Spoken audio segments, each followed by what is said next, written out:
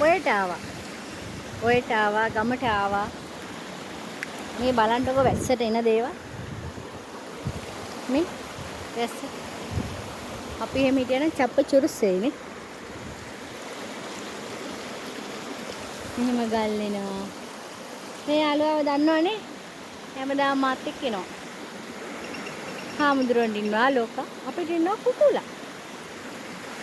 ලෝකේ වටේ යාලා යනවා. මේගොල්ලෝ ගම වටේ යනවා.